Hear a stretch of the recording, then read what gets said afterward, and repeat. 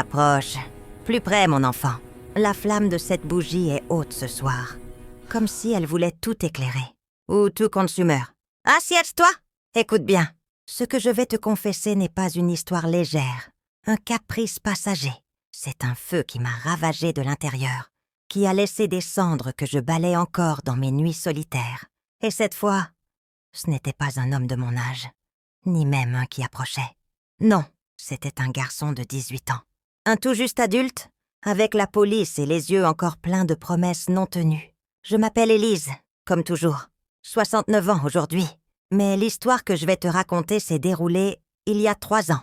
J'avais 66 ans. Mon corps portait les marques du temps. Les veines saillantes sur mes mains, les plis autour de ma bouche, les seins qui pendent un peu plus, le ventre qui refuse de se tendre comme autrefois. Pourtant, le désir en moi n'avait pas diminué. Au contraire, il s'était affiné, comme un vin qui vieillit en cave. Plus profond, plus sombre, plus insatiable. Il ne demandait plus seulement du plaisir. Il réclamait la conquête, la possession, l'oubli de tout ce qui nous sépare. L'âge, la morale, le monde, dehors.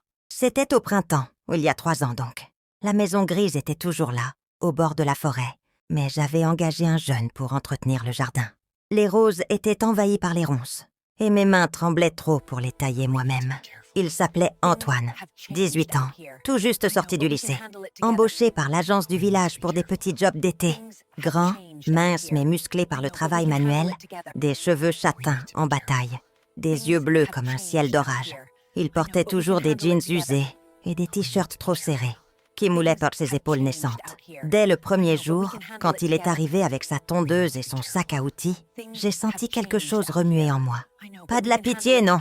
De la faim, pure et simple. Je l'observais depuis la terrasse, un café à la main. Il tondait la pelouse avec une énergie brute, le soleil faisant briller la sueur sur son cou. Ses mouvements étaient maladroits parfois, comme ceux d'un chiot qui grandit trop vite. Mais il y avait cette innocence dans son regard quand il me demandait « Madame, où voulez-vous que je plante ces fleurs ?»« Madame !» Ce mot me faisait sourire intérieurement. Je lui répondais doucement, en le fixant un peu trop longtemps. « Là-bas, près du mur. Et appelle-moi Élise, Antoine. Nous allons passer beaucoup de temps ensemble cet été. » Les premiers jours furent innocents. Ou du moins, il le paraissait. Il travaillait dur. Je lui offrais de l'eau fraîche, des biscuits faits maison. Je lui posais des questions sur sa vie. L'école, ses amis, ses rêves. Il voulait devenir mécanicien, réparer des voitures de course. Il rougissait quand je le complimentais sur sa force, sur sa manière de manier les outils. « Tu as des mains d'homme déjà », lui ai-je dit un après-midi, en effleurant accidentellement ses doigts quand je lui tendais un verre. Il a baissé les yeux, mais j'ai vu le frisson. Le désir commence comme ça, par un effleurement. Un regard qui s'attarde, une phrase qui glisse comme du miel empoisonné. La première vraie étincelle était venue un soir de pluie. Il avait fini tard, trempé jusqu'aux os. Je l'ai invité à entrer pour se sécher. « Viens, Antoine, tu vas attraper froid. » Il a hésité à la porte, mais il est entré.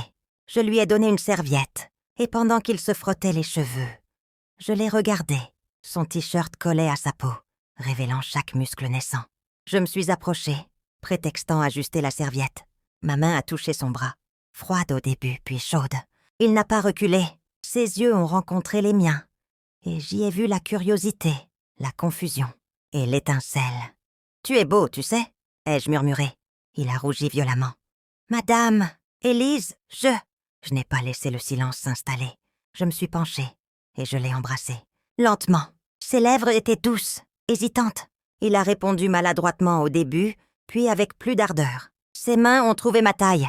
Et j'ai senti son corps jeune pressé contre le mien, dur et impatient. Cette nuit-là, nous n'avons pas été plus loin. Pas encore.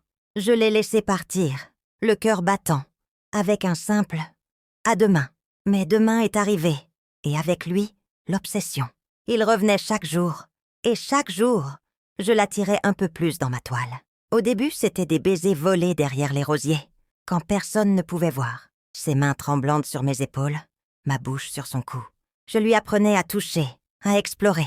Lentement, Antoine. Le désir n'aime pas la hâte. Il apprenait vite. Très vite. Bientôt, les après-midi se transformaient en leçons privées dans la maison. Je fermais les volets, allumais une bougie. Déjà à l'époque, j'aimais cette lumière qui cache autant qu'elle révèle. Je le déshabillais lentement, savourant chaque centimètre de sa police. Sans cicatrice, sans histoire. Il était comme une page blanche que j'écrivais avec mes lèvres, mes ongles, mes murmures. Une fois, dans la chambre d'amis, je l'ai fait s'allonger nu sur le lit. J'étais encore habillée, en robe légère. Je me suis assise à côté de lui et j'ai caressé son torse, son ventre, descendant plus bas. Il haletait, les yeux fermés. « Regarde-moi !» ai-je ordonné doucement. Il a ouvert les yeux et j'ai vu le mélange de peur et d'excitation. Je me suis penchée et je l'ai pris dans ma bouche. Lentement, profondément. Il a gémi, ses mains dans mes cheveux. C'était la première fois pour lui. Je le savais. Et cela me donnait un pouvoir immense. Une ivresse que je n'avais pas connue depuis longtemps. Les semaines passaient et notre secret grandissait. Nous faisions l'amour partout, dans la forêt adjacente, sur une couverture sous les arbres, où les feuilles bruissaient comme des complices. Dans la salle de bain, sous la douche, l'eau chaude coulant sur nos corps contrastants. Le sien ferme, le mien marqué par les ans. Il aimait mordiller mes seins, tracer les rides de mon cou avec sa langue.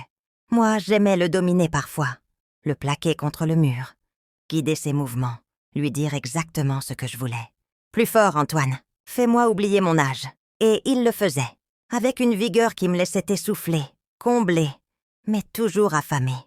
Pourtant, le doute s'insinuait.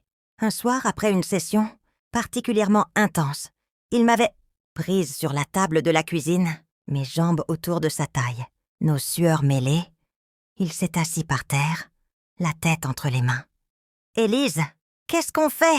Tu as l'âge de ma grand-mère? Mes amis me posent des questions. » J'ai ri doucement, mais intérieurement, ça m'a piqué.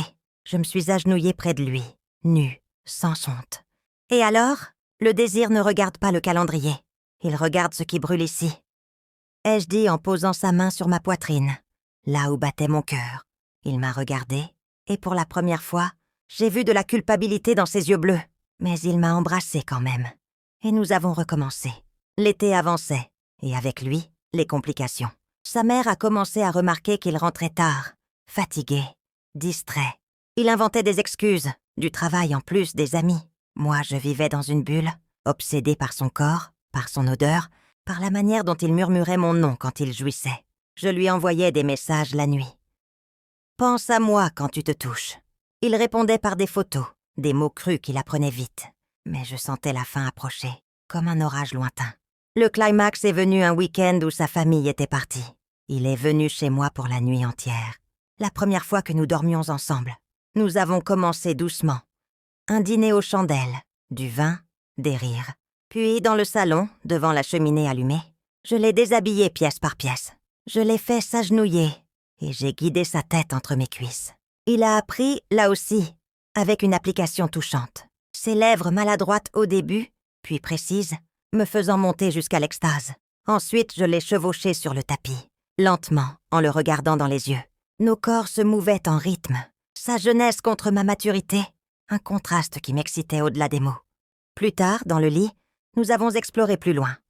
Des positions qu'il n'avait vues que dans des films. Des murmures de fantasmes que je lui soufflais à l'oreille. « Attache-moi, Antoine. Fais-moi tienne. » Il l'a fait, avec mes foulards, hésitant mais excité. Et quand il m'a pénétrée ainsi, liée, vulnérable, j'ai crié son nom comme une libération. Mais le matin, au réveil, la réalité a frappé. Son téléphone sonnait. Sa mère, inquiète. Il a paniqué, s'est habillé en hâte. « Élise, je ne sais pas si je peux continuer. C'est trop bizarre. » J'ai senti mon cœur se serrer. Je l'ai attiré contre moi une dernière fois. L'ai embrassé profondément. « Va si tu dois. Mais souviens-toi, tu as eu une femme qui t'a donné tout ce que les filles de ton âge ne savent pas encore offrir. La passion sans limite, le désir sans peur. Il est parti, les yeux humides. Depuis, je n'ai plus de nouvelles. Il a quitté le village pour des études, paraît-il. La maison est plus grise que jamais.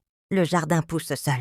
Mais chaque fois que je touche mes lèvres, que je caresse ma peau, je sens encore ses mains sur moi. Jeune, innocente, vorace. Et je ne regrette rien. Pas une seconde, pas un baiser, pas un cri. Parce que le désir, mon enfant, est un feu qui ne s'éteint pas avec l'âge. Il brûle plus fort, plus sombre, plus destructeur. La bougie faiblit. Bonne nuit. Que tes propres secrets te gardent éveillé ce soir. Et quand tu seras prêt, reviens m'en parler.